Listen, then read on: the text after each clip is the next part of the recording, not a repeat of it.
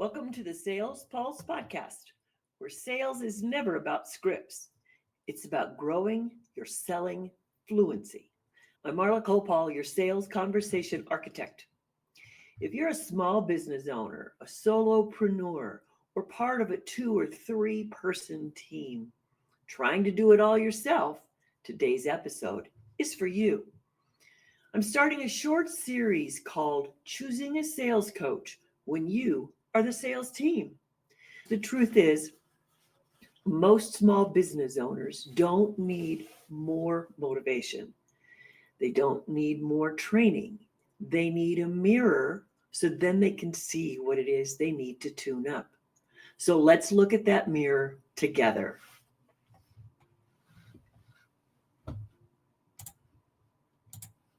Let's look at why you might feel stuck with your sales results and why you might be considering having a sales coach. When sales feel slow, we usually look outside ourselves for a fix, a course, a guru, a proven system. But most of the time, what's missing isn't another formula.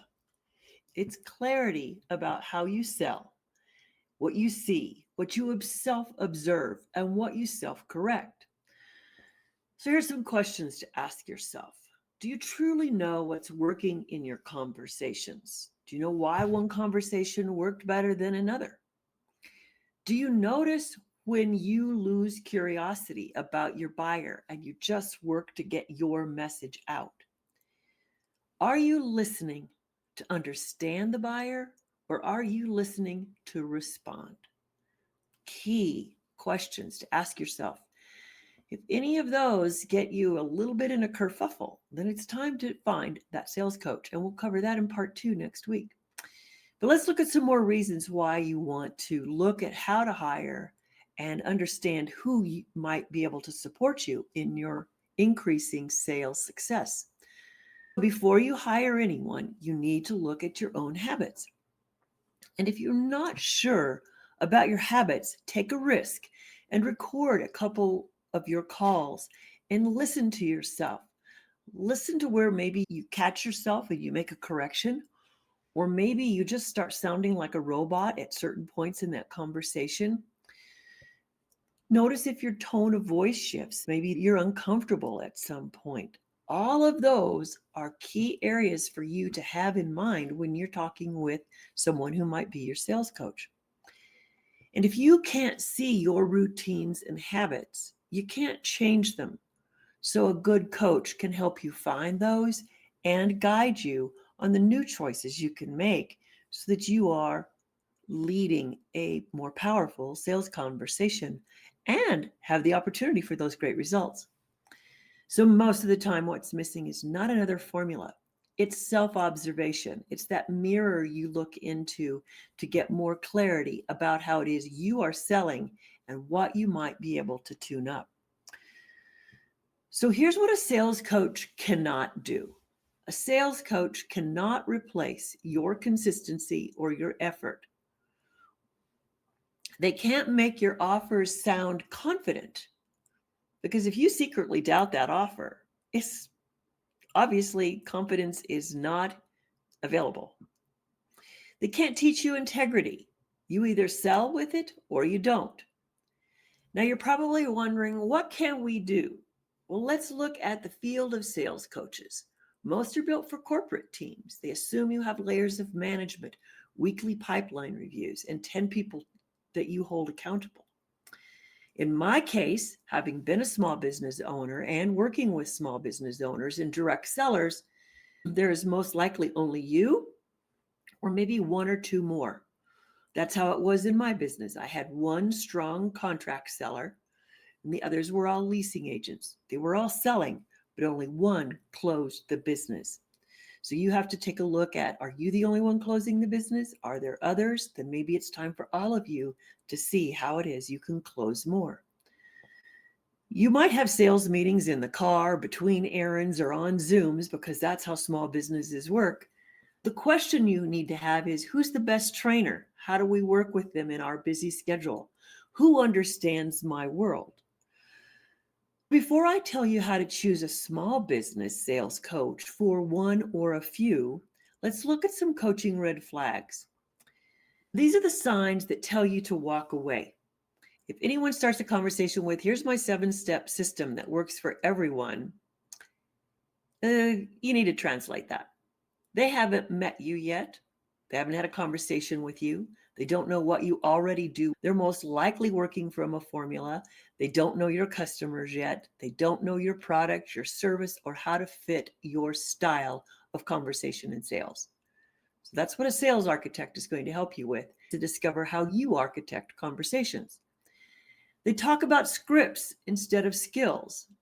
Scripts are just there to create performance, but they don't always close a sale. Skills create connection. They measure success in applause, not in application. You don't need hype. You just need habits that will consistently help you bring home those sales. And another coach might promise you that you'll never hear no again. That's not sales. That's just denial. You can work no's into yeses and make them a favorable result. So let's not be worried about those no's. They teach us something. They lead us forward. And what's the biggest red flag of all? Like I said before, if they never ask about your buyers and they're not curious about your customers, how can they possibly help you grow new connections with your buyers? It's not about a performance. You're looking for skills. So here's what you actually need. You want someone who can help you hear yourself in the sale. You want to remember those conversations. You want to catch yourself when you're going off course. A real sales coach for small businesses does 4 things. They're going to hold the mirror up for you. They're going to show you your habits, your tone, and the timing that buyers actually experience. And then we're going to see, is that good for all of your buyers? Is that really the field you need to be in? Do you need to tune up those skills? They're going to help you simplify your process. Don't overthink it. And obviously, you want to take the jargon out.